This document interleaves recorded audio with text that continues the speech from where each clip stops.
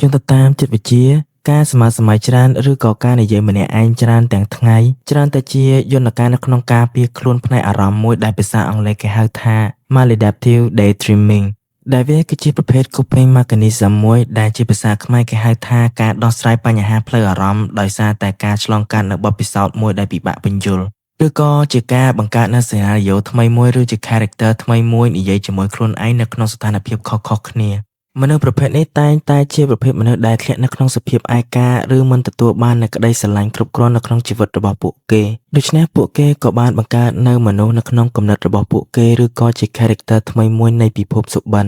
ដែលនឹងស្រឡាញ់ពួកគេដើម្បីធ្វើឲ្យពួកគេមានអារម្មណ៍ថាទទួលបានក្តីស្រឡាញ់យ៉ាងគ្រប់គ្រាន់ប្រសិនបើអ្នកតែងតែមានអារម្មណ៍ថាបាត់បង់ខ្លួនឯងនៅក្នុងពិភពសុបិនឬពិភពសម័យ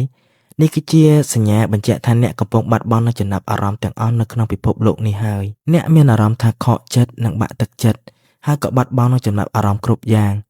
អ្នកបានបាត់ទំនុកចិត្តទៅលើមិត្តភាពផងដែរអ្នកក៏បានបាត់បង់នូវរូបកាយរបស់អ្នកហើយអ្នកបានទៅរស់នៅក្នុងពិភពផ្សេងមួយទៀតដែលនោះមិនមែនជាពិភពពិតប្រាកដនោះទេវាក៏ជាពិភពមួយនៅក្នុងខ្លួនរបស់អ្នកដែរប៉ុន្តែវាមិនមែនជាការពិតទេ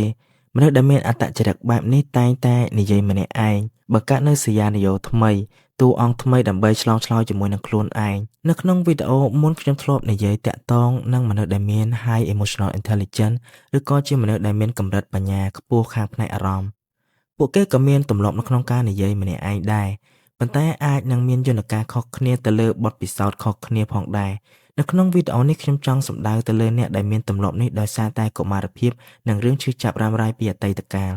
នៅពេលដែលពិភពនៃការសមាសម័យត្រូវបានបង្កើតឡើងជាយន្តការទប់ទល់នឹងបញ្ហាផ្នែកអារម្មណ៍វាអាចនឹងមានទំនាក់ទំនងទៅនឹងជំងឺមួយទៀតដែលមានឈ្មោះថាជំងឺបុគ្គលិកលក្ខណៈខុសគ្នាឬក៏ជាជំងឺ DID ជំងឺនេះកម្រនឹងកើតមានហើយត្រូវបានទទួលស្គាល់ពីមនុស្សគ្រប់គ្នាជំងឺបុគ្គលិកលក្ខណៈបែកខ្ញែកនេះគឺធ្លាប់កើតមានម្ដងទៅលើបុគ្គលម្នាក់ដែលមានឈ្មោះថា Billy Milligan ដែលនៅក្នុងខ្លួនរបស់គាត់មានអត្តចរិតខុសគ្នាចំនួន16ប៉ុន្តែនេះគឺជាការស៊ើបអង្កេតរបស់ CIB និងការវិនិច្ឆ័យរបស់អ្នកចិត្តវិទ្យាទាក់ទងទៅនឹងជំងឺផ្លូវចិត្តរបស់លោក Bailey ដែលអត្តចរិតទាំងអស់នោះមានដូចជា Arthur មានដូចជា Bailey និងអត្តចរិតជាច្រើនទៀតមានដូចជា Jack មានដូចជា Tommy ដែលចំណុចដែលគួរឲ្យចាប់អារម្មណ៍នោះគឺចរិតទាំងអស់នោះគឺមានលក្ខណៈខុសគ្នាទាំងអស់មានដូចជាអ្នកដែលពូកែនៅក្នុងការនិយាយភាសាអង់គ្លេសអ្នកដែលមានអត្តចរិតជាក្មេងអាយុ10ឆ្នាំអ្នកដែលមានអត្តចរិតជាអ្នកហាត់គុនអ្នកដែលមានអត្តចរិតជាអ្នកប្រព្រឹត្តបទអក្រិតហើយអត្តចរិតទាំងអស់នេះគឺធ្វើការស្វិចគ្នាទៅវិញទៅមក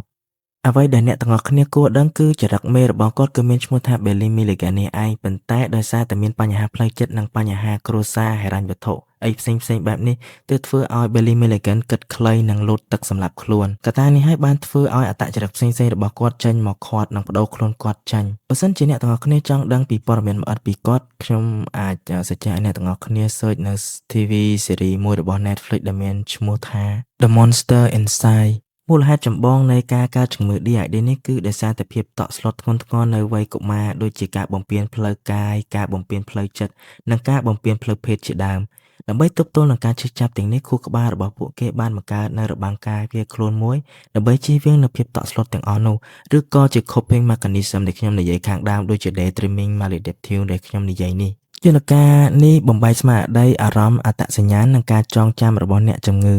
ដូច្នេះបុគ្គលដែលបានរងផលប៉ះពាល់នឹងមានអារម្មណ៍ថាខ្លួនមិនបានជួបប្រទះនឹងការឈឺចាប់ទាំងនេះឡើយ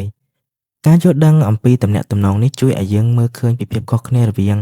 ការសមាសម័យធម្មតានិងការសមាសម័យដែលទាក់ទងនឹងជំងឺផ្លូវចិត្តតាមពិតទៅខ្ញុំមិនបាននិយាយថាការនិយាយជាមួយខ្លួនឯងឬការសម័យទាំងថ្ងៃឬក៏បង្កើតនូវសេណារីយ៉ូថ្មីដូចជាតួអង្គនៅក្នុងរឿងសម្រាប់អ្នកទាំងអស់គ្នាបានន័យថាអ្នកទាំងអស់គ្នាឈួតនោះទេតាមពិតទៅខ្ញុំក៏ជាមនុស្សចូលចិត្តនិយាយម្នាក់ឯងគ្រប់ពេលដែរឥឡូវនេះក៏ខ្ញុំកំពុងតែនិយាយម្នាក់ឯងដែរប៉ុន្តែការយល់ដឹងទៅលើ coping mechanism នេះខ្ញុំគិតថាវាមានតម្លៃសម្រាប់អ្នកទាំងអស់គ្នាដែលចង់ដឹងតាក់ទងនឹង maladaptive daydreaming អញ្ចឹងវីដេអូថ្ងៃនេះគឺមានតែប៉ុណ្្នឹងទេហើយខ្ញុំសង្ឃឹមថាវានឹងបានផ្ដល់ចំណេះដឹងខ្លះៗទៅកាន់អ្នកស្ដាប់អូខេអញ្ចឹងអរគុណអ្នកទាំងអស់គ្នាអញ្ចឹងយើងជួបគ្នានៅក្នុងវីដេអូក្រោយបាយ